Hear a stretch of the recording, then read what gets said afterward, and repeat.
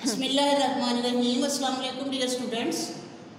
We are starting from unit number 1 and our today's topic is numbers 1 to 10,000. Counting symbols are called numbers.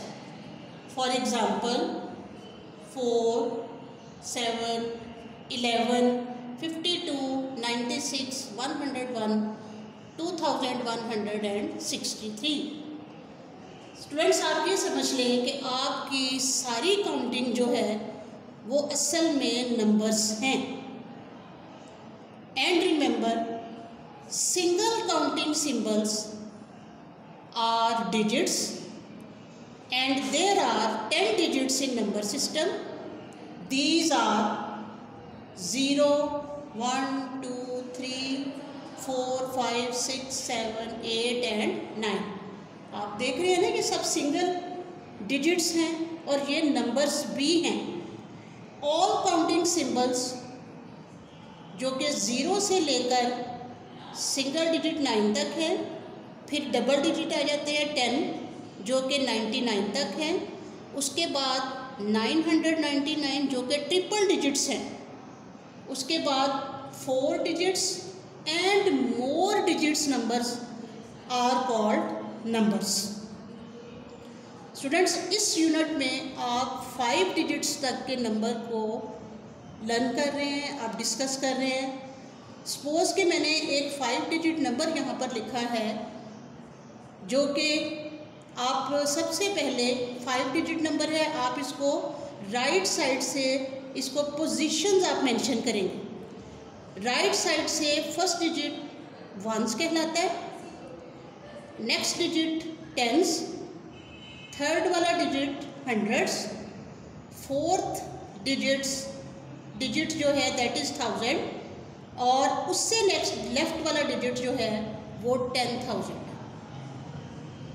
ये positions जो है ये आपको help करती हैं नंबर को रीड करने में. अब आप इस नंबर को आसानी से रीड कर सकते हैं क्योंकि राइट साइड से जो 3 डिजिट्स हैं वो वंस हैं और उसके अगले डिजिट्स जो है वो थाउजेंड्स में आ जाते हैं. आपने इन डिजिट्स को ज्वाइन करके पढ़ना है.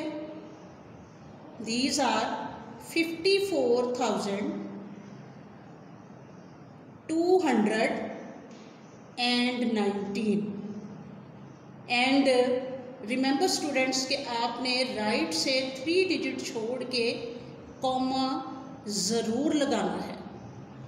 ये बात हमेशा माइंड में रखें कि राइट से 3 डिजिट छोड़ के आपने कॉमा पुट करना है.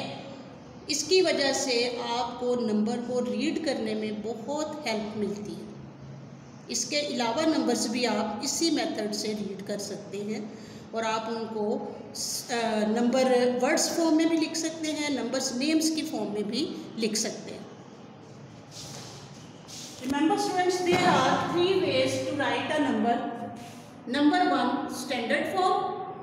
When you write a number in numeral form, जब आप इसको काउंटिंग की फॉर्म में लिखते हैं, डिजिट्स की फॉर्म में लिखते हैं, इट इज़ स्टैंडर्ड फॉर्म.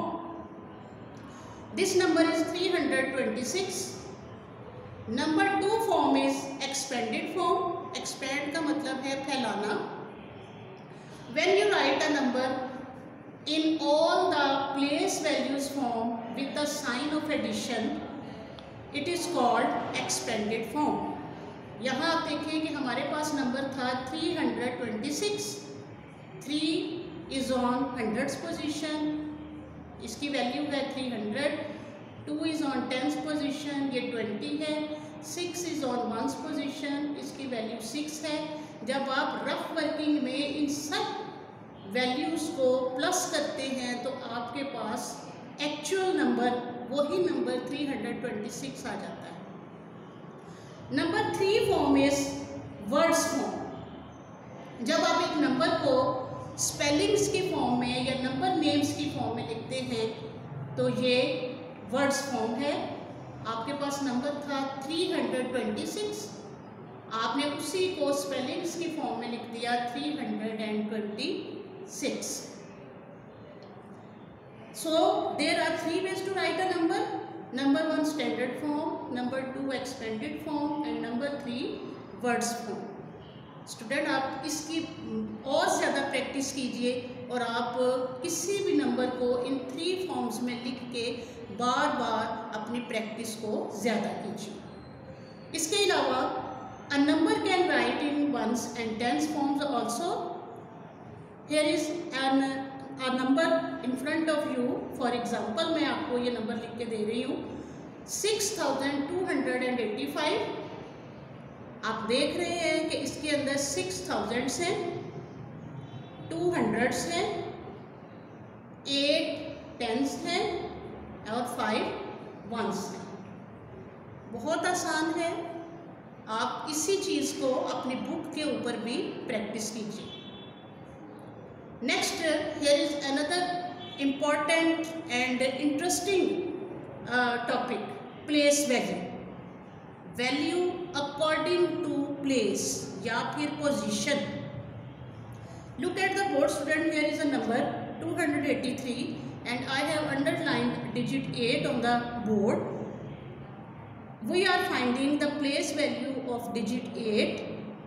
आप देख रहे हैं, सबसे पहले आप इसको समझ रहे हैं कि place value, value according to place और पोजीशन। आप 8 की प्लेस या पोजीशन को चेक करें। It is tens, 8 tens means 80। आप इसको न्यूमेरल फॉर्म में लिखेंगे, आप इसको स्पेलिंग्स की फॉर्म में लिखेंगे। नेक्स्ट आप देखिए, एक नंबर है 491, 1 is on ones position, it is on 1 only.